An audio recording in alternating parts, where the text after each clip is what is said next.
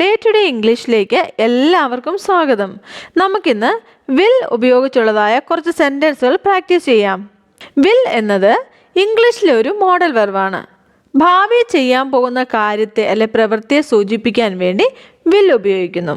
അതായത് ഭാവിയെക്കുറിച്ച് സംസാരിക്കുമ്പോഴോ അല്ലെങ്കിൽ വാഗ്ദാനങ്ങൾ നൽകുമ്പോഴോ സഹായം വാഗ്ദാനം ചെയ്യുമ്പോഴൊക്കെ നാം ഉപയോഗിക്കുന്ന വാക്കാണ് will.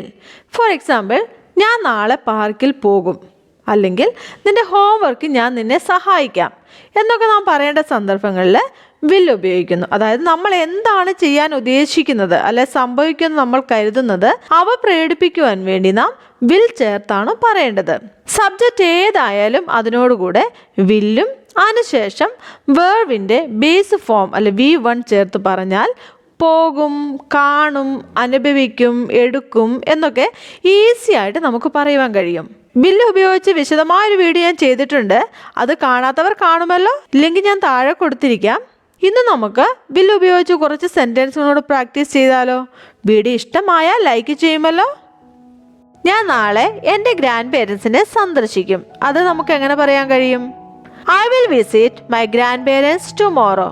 I will visit my grandparents tomorrow. അവൾ പാർട്ടിക്ക് കുക്കീസ് ബേക്ക് ചെയ്യും. She will bake cookies for the party. She will bake cookies for the party. ഈ വാരാന്ത്യത്തിൽ ഞങ്ങൾ ബീച്ചിലേക്ക് പോകും. We will go to the beach this weekend. We will go to the beach this weekend. അത്താഴത്തിന് മുമ്പ് അവൻ ഗൃഹപാഠം പൂർത്തിയാക്കും. He will finish his homework before dinner. He will finish his homework before dinner. അവർ ഇന്ന് രാത്രി ഒരു സിനിമ കാണും.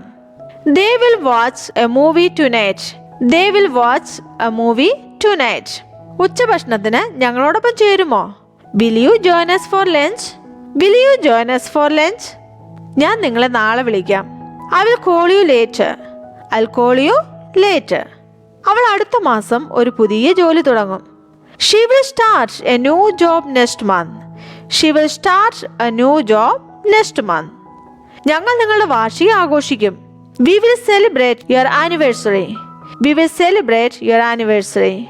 നിങ്ങളുടെ പ്രൊജക്റ്റിൽ അവൻ നിങ്ങളെ സഹായിക്കും. He will help you with your project. He will help you with your project. ഞാൻ ഗിറ്റാർ വായിക്കാൻ പഠിക്കും. I will learn to play the guitar. I will learn to play the guitar. അവൾ ഒരു ചെക്കപ്പിനായി ഡോക്ടറെ സന്ദർശിക്കും. She will visit the doctor for a checkup. She will visit the doctor for a checkup. ഞാൻ പാർട്ടിക്ക് പോകും. I will go to the party. I'll go to the party. ഞാൻ ഒരു പുതിയ പുസ്തകം വാങ്ങും.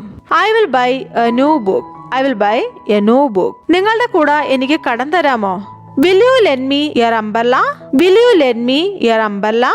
അവൾ ബൈക്ക് ഓടിക്കാൻ പഠിക്കും. She will learn to ride a bike. She will learn to ride a bike. അവൻ തന്റെ പാർട്ടിയിലേക്ക് സുഹൃത്തുക്കളെ ക്ഷണിക്കും. He will invite friends to his party. He will invite friends to his party. ഞാൻ എന്റെ സുഹൃത്തിന് ഒരു കത്ത് എഴുതും. I will write a letter to my friend. I will write a letter to my friend. നിങ്ങൾ നാളെ മീറ്റിംഗിൽ പങ്കെടുക്കുമോ? Will you attend the meeting tomorrow? Will you attend the meeting tomorrow?